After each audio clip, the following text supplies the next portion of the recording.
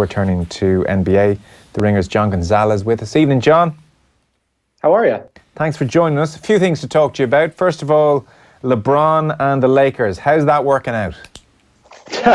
Not very well. There were some people, maybe even some people who are talking to you right now, who thought that they were going to be really good together. I had them picked third in the Western Conference and missed it by just a little bit. Not going great for him. They're on the verge of not making the NBA playoffs for the first time since 2005. Before last night's win against the Bulls, the Lakers had lost their last 5 games in a row. What's not working here?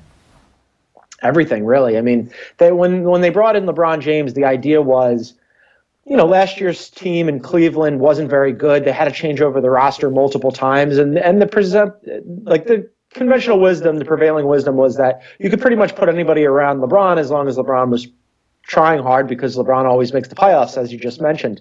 What changed was, you know, they had all these young pieces who didn't really know what they were doing or how to win. And then on top of that, they brought in a bunch of really cheap veteran guys who were sort of cast-offs on one-year contracts who, you know, weren't playing well at all and haven't been playing well all year. And then compounding things, you had Brandon Ingram and Lonzo Ball who got hurt and were shut down for the year. So really nothing's gone right for the Lakers all season long. And their chances of making the playoffs are virtually nil at this stage, are they? Yeah, basically, LeBron had said he was going to try to make it regardless, and he was activating playoff mode. But pretty much every predictive model has them with less than a 1% chance to make it. So he's going to have an early vacation for the first time since his sophomore season in Cleveland. He's missed 17 games. He had a groin injury for what he called the toughest stretch of his career. And then also about 2-3 weeks ago in his It's Them Not Me interview, he said the last few years at the Lakers, everyone is so accustomed to the losses. I'm just not accustomed to it. I'm not accustomed to it. I would never get comfortable with losing, i.e. these chumps are. Yeah, I think it's natural enough for him to feel that impulse.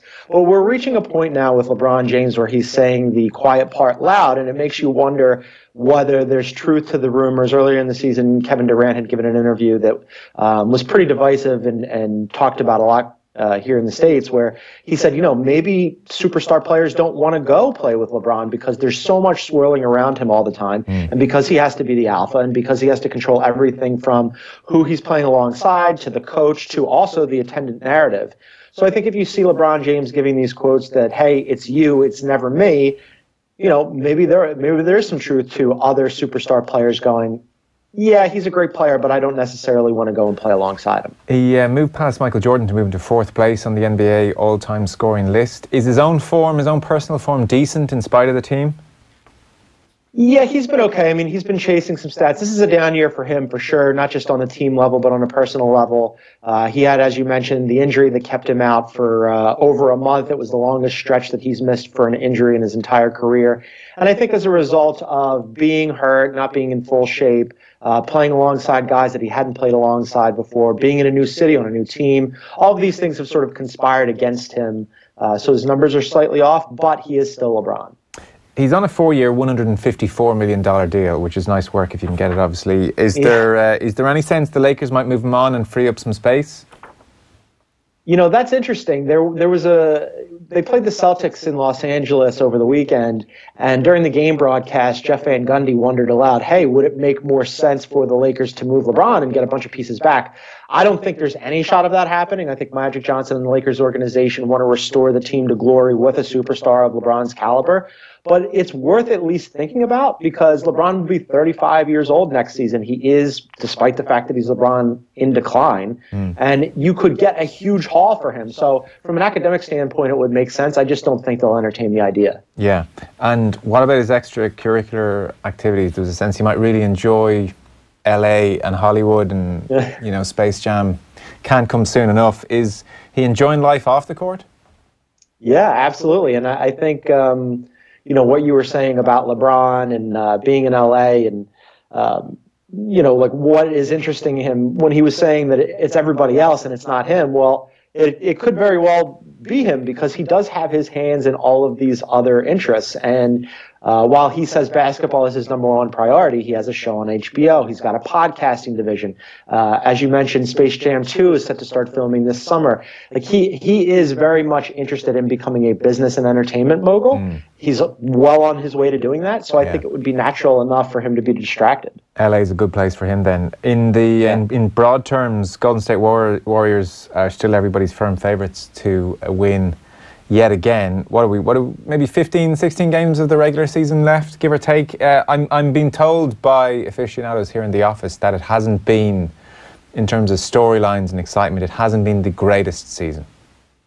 For the Warriors in specific, no. I mean, I think that sorry, actually, just for everyone generally, there's this sense that we're counting down towards the Warriors winning, and in broad terms, it's not been the most exciting season. Yeah, I mean, speaking for myself, I completely agree with that. We're in that dead period right before the playoffs, after the trade deadline, after the All-Star break, where you pretty much already have your Western Conference playoff teams set and finalized. The drama in the East is all about that middle pack, what happens with the 3, 4, 5 seeds between the Pacers and the Sixers and the Celtics. And beyond that, there aren't really a lot of narrative stories to go along with the season that get people interested. I mean, especially and including what you just mentioned, that no matter what happens between now and the playoffs, we all know the end result. And I think that saps a lot of the entertainment value. Is there anybody in the chasing pack likely to put up something of a fight? I think the Rockets are playing a lot better right now. The Nuggets have been good all year and are super deep. In the Eastern Conference, you could see maybe on paper the Raptors are deep and the Bucks have been good all year. But ultimately, their best probably isn't good enough to beat the Warriors' best if the Warriors are on the game and focused, which inevitably they become as the playoffs go forward. Okay. Different incident to get your thoughts on. Russell Westbrook confronted a fan on Monday. The fan allegedly told Westbrook to get down on your knees like you're used to. Westbrook told reporters that he regarded that comment to be racial and inappropriate. There's got to be something done, got to be some consequences. I think there have been consequences. Utah Jazz conducted an investigation. They concluded that, quote, excessive and derogatory verbal abuse was directed at Westbrook, and the president there, Steve Starks, said that everyone deserves an opportunity to enjoy and play the game in a safe and positive and inclusive environment, and that the fan has been permanently banned by Utah Jazz. Is there a general agreement that it was a racist comment, and is that a fairly isolated incident in the NBA, or does this thing crop up from time to time?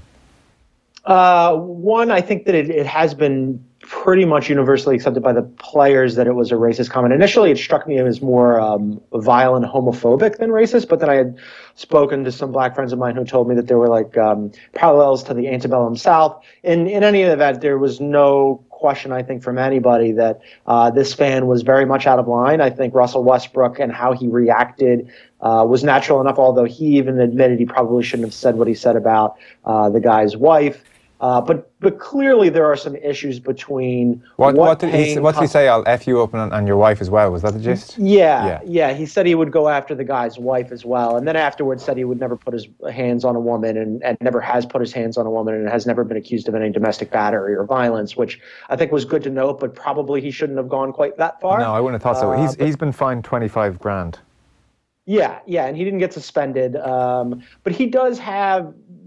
And this is not at all excusing the fan was completely out of line. Russell Westbrook has had a history of getting into it with fans because he's sort of a divisive figure. He's definitely has an incendiary personality, and he likes to jaw with the fans, and they like to jaw with him. But I think the greater point here is that there have been issues with the fans and how they interact with the players, for a very long time, going back, predating even the Malice in the Palace, where the Pistons ended up in a fight with the Indiana Pacers and the fans in 2004. So I think that the NBA has tried to get that under control, but clearly there's still work to be done there. And have there been generally racist undertones, or is it just more, you're a crap at basketball, no, I'm not, fighting Zeus?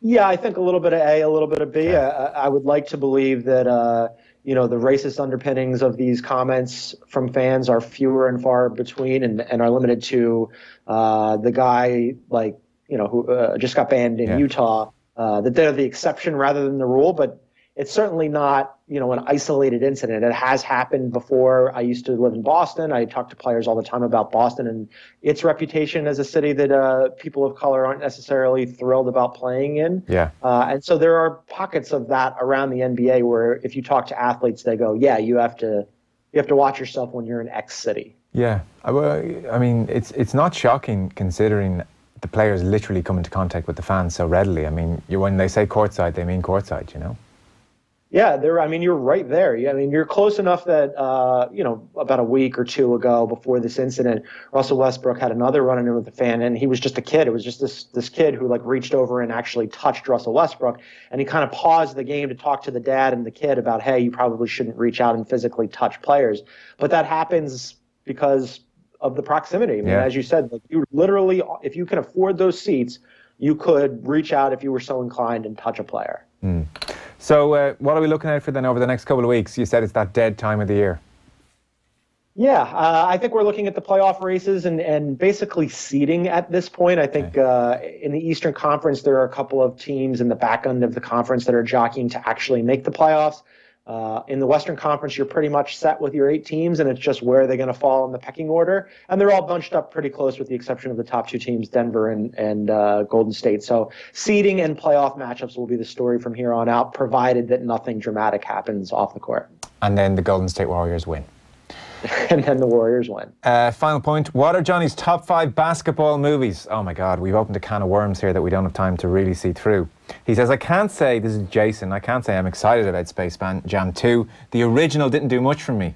That said, I was 25 in 1996, so may not have been target market. Space Jam's an excellent movie. Go back and give it another shot. It would be in my top 5. Hoosiers would be in my top 5. I'd really have to think about all of these. I'm having Hoop Dreams has been sent in as a suggestion if we're allowing documentaries, which we will. White Men Can't Jump. That's straight in, surely. Excellent. White Men Can't Jump is probably my number 1. That's the one I was going to mention. And I'll give you a dark horse candidate here, one that people might not think of. Blue Chips. Way underrated. A lot of NBA players that were in that movie with Nick Nolte as a dirty and corrupt college coach. Okay. Highly recommend that one. Is Coach Carter just a little bit meh and formulaic? Yeah, it definitely hits some paint-by-numbers beats, but it has its moments. Okay. Well, listen, it's an important debate, and we'll come back to it. Let's do it again. John, thanks a million. Always enjoy it. Thank you. The Ringer's John Gonzalez there.